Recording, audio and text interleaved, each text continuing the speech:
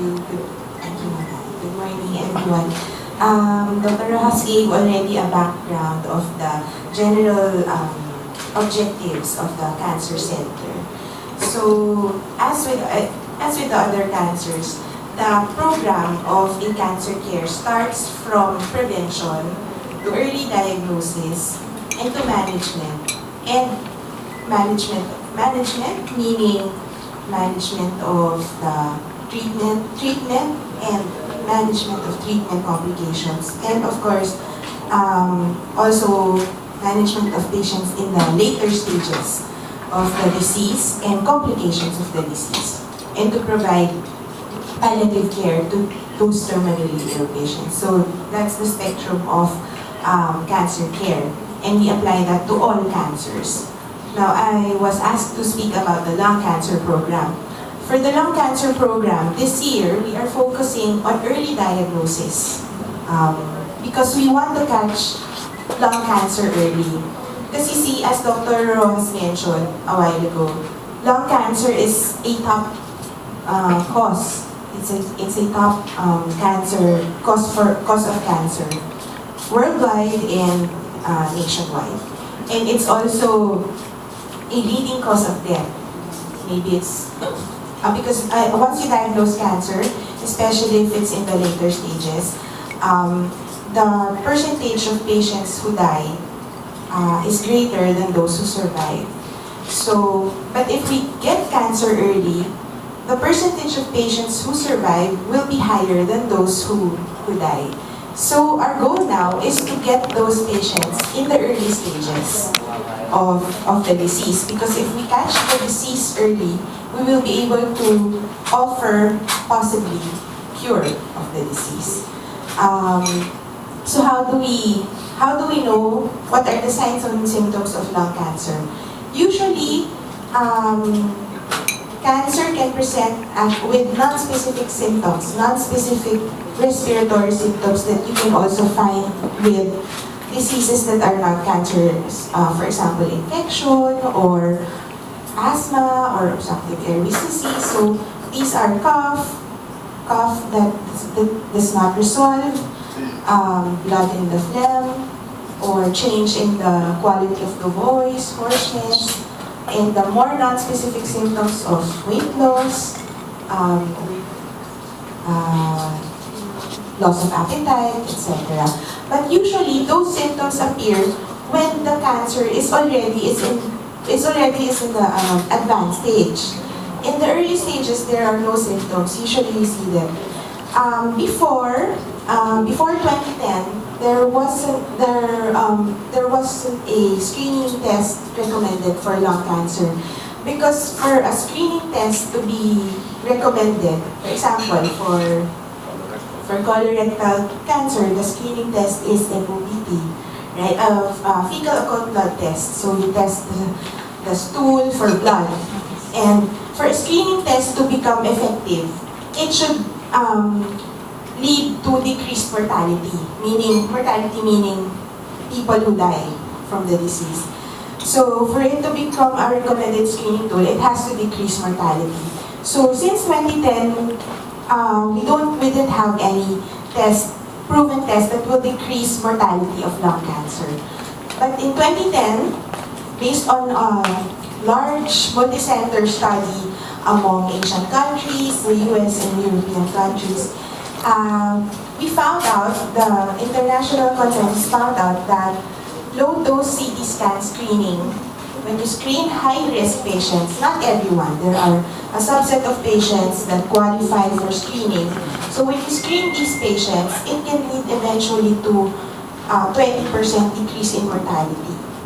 So now we are recommending low-dose CT scan screening for high-risk patients. High-risk patients meaning those who smoke significantly, those who are exposed to secondhand smoke significantly, hindi lang yung naninigarilyo, pero yung exposed to secondhand smoke.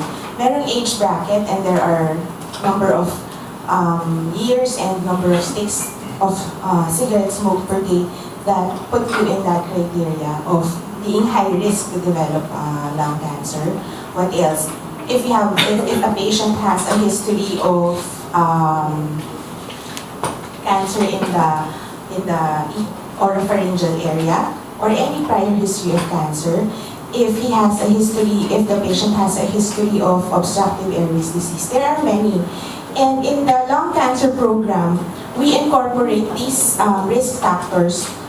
So when a patient comes for screening, we already have this, and we will determine if the patient is eligible for that. We have a pulmonary clinic wherein the pulmonary specialists are there, and we work with a team.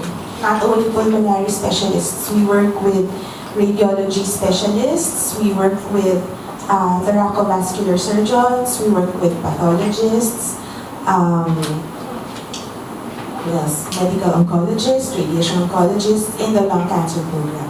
So what we would like to emphasize is early detection through screening, because if, for example, we screen these patients, we find a subset of these, and when we find something, we work it up depending on the risk factor of the patients.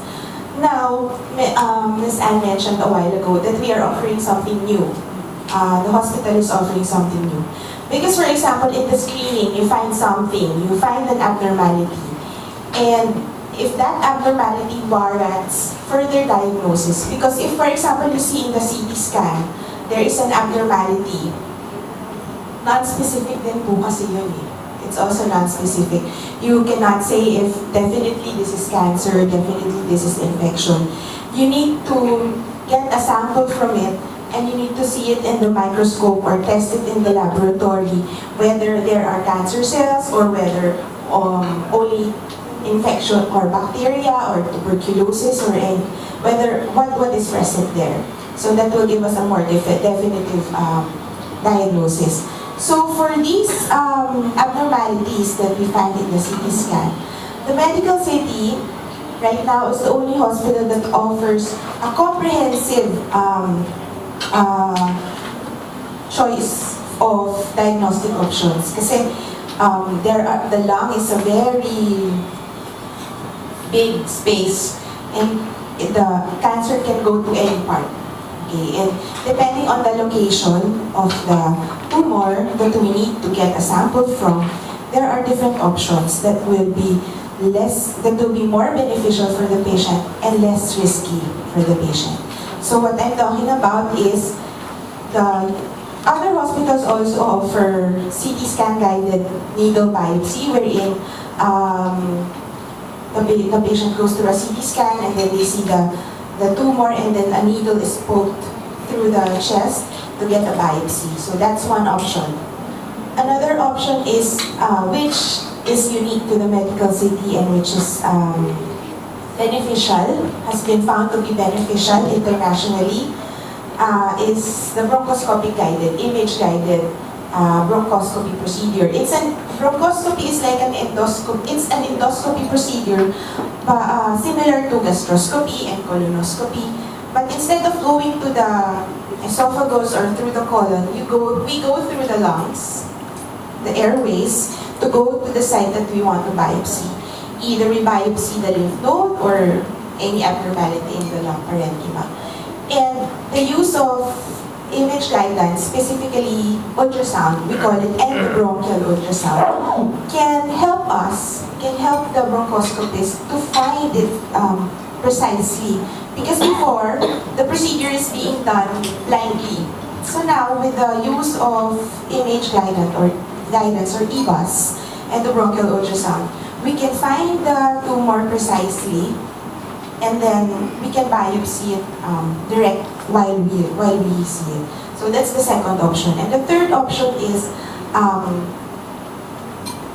surgical biopsy. The advantage of which is when you get the biopsy and you see that it's cancerous, you can proceed directly to getting the hold of it, and that will translate to cure. So the program on the diagnostics of the medical city is unique in that it has a comprehensive, it has many options that will can be tailored based on the needs of the patient. And we also follow, recently we made an algorithm on management of, for example, we see something in the X-ray or in the CT scan. If we see something, team of our team, the pulmonologists, the radiologists, the pathologists, the surgeons, and the oncologists, we met and we came up with an algorithm what to do if we see something. So that's part of our program now, and it's what we're offering. So the goal eventually is to detect these cancers early so we can offer cure. So eventually the goal is, if now lung cancer is a leading cause of death, sana in the next 5 or 10 years, nandun na siya sa back. I would also like to emphasize that in female East Asians, there is now an increasing incidence of non-smokers. Female East Asians, us in the Filipinos included, female East Asian non-smokers, there is an increasing incidence of detection of lung cancers, because some cancers also even in non-smokers can develop. But we don't have evidence yet. These are just anecdotal, kumbaga, hindi pa madamihan. So we can, right now there is no recommendation yet as to if they will be included in the screening. But I think it's just prudent that we are aware of that. But the good thing is, for that subset of patients, we have molecular markers which are also available here. So meaning in those subsets of patients, or those subsets of people who develop, non-smoker who develop cancer, if we test it for molecular markers, there is an oral drug that is specifically targeted for that kind of cancer. So that's the good thing about it. Yeah. So right now we are focusing on early diagnosis, but of course part of the lung cancer program also, as I mentioned, goes until the patient is terminally ill. Thank you very much, Dr.